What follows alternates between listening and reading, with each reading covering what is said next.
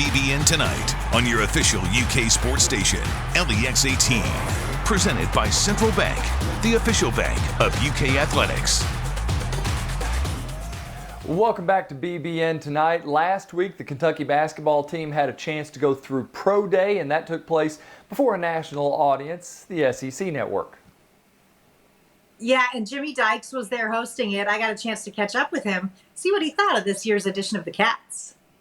Thank you for joining us today, Jimmy Dykes. We appreciate it so much. You got to see a firsthand, up-close look at this Kentucky basketball team. Overall, first impressions. Well, it's a typical John Calipari team in terms of they are crazy talented and crazy young and crazy long. And that's kind of the big impression I got after watching them practice live a couple of times. I've now watched them, I think, 3 times on film as well. There's a lot of pieces there to work with. They look more like a veteran team when you watch them execute right now than you would expect. But just because they're so young, they've had limited time together.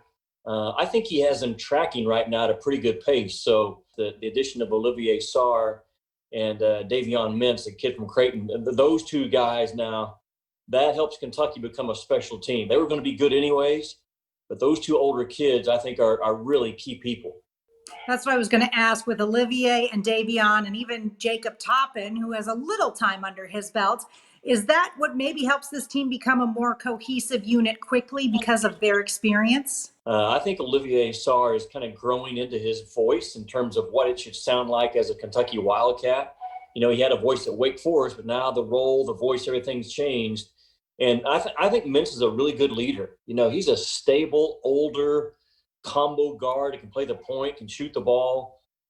He just looks like an older player on the floor, and that's a real plus for them right now. So as talented as Boston and Clark and Askew and Isaiah Jackson, as talented as those guys are, you know, they're 18 years old. This is going to be a completely different deal for them. When in Memorial Coliseum, you look up and you see NBA scouts from Pat Riley to all the NBA teams represented. That's an unusual deal, but Kentucky's an unusual program, and Cal says it all the time. You have to be built different. It's not for everybody. And I think those kids handled their first time being on the big stage really well. We've talked a lot about BJ Boston. Tell me what your thoughts are on him. He looks like he could be everything we anticipate. Yeah, he has a great personality. First of all, I think he's a very engaging kid. He has a purpose and a plan to his life and how he wants to, you know, he's not afraid to tell you he wants to be the greatest player to ever play the game. I don't know if that's going to happen or not, but he knows what he's after. You know, a lot of kids his age wake up and they have no plan. They just wake up and go with the wind of the day. But he's, you know, he's very thin. So far, he's handled contact pretty well with such a thin body, but he is wired to score. He's just got a knack to get the ball in the basket. You forget that he's 6'7" when you watch him play because he's got a really good handle. He's got a nice jump shot. He can finish around the rim.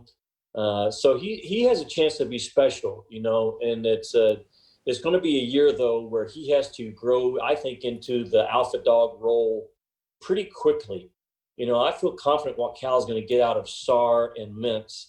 He needs that third guy, and I think Boston right now is that third guy that, hey, every night, Coach, I'm coming with a dog-eat-dog mentality. If he gets that quickly, that really helps Kentucky. And finally, Jimmy, I have to ask you, having covered this league for so long and coached in it, shocking news from Matthew Mitchell, suddenly retiring from coaching, resigning from UK, and Kyra Elzy stepping in, at least as an interim role. Talk about your thoughts on that. I was really taken back, you know, and Matthew's a guy that, man, he's so likable. You guys know that there in Lexington. He's so engaging and so much passion for his kids and the job, and he did so much to build that program up to a top 20 job, really year in and year out. You know, he's one of the coaches. When I was at Arkansas, I never beat Kentucky, beat Tennessee, beat Texas A&M, beat a lot of good programs. We just never could beat Kentucky. And the way his kids played, they always played hard. They played a fast pace, which is hard to handle. He's a great recruiter. So, you know, I just kind of reading some of the things he said, you know, that had to be a very, very hard decision. But I think he has kind of stepped back and been forced to step back. to kind of see the bigger picture of life. And I know he talked about his family and his faith and how that has really opened his eyes up in a different way. So I hope I get to have some contact with him here over the next week or so before I come back to Lexington, because he's one of the true, real gentlemen in women's basketball. Like, he reached out to me quickly when I got hired at Arkansas, was always kind to me, and he will really be missed. I know Kentucky's got a good team this year, but you lose your head coach like that, it'll take them a little bit to find their feet again. And I hope they have a great year, because those young ladies, I know he's got a really good team that he passed along. Jimmy Dykes, thanks so much for joining us today. We appreciate your insight. We're looking forward to your call of Big Blue Madness. Anytime. Thanks for having me. Coming up on BBN Tonight, we'll check in with Mike Pratt of the UK Sports Network. Yeah, he's going to share his thoughts on the guys who may be getting drafted tomorrow night. That's next.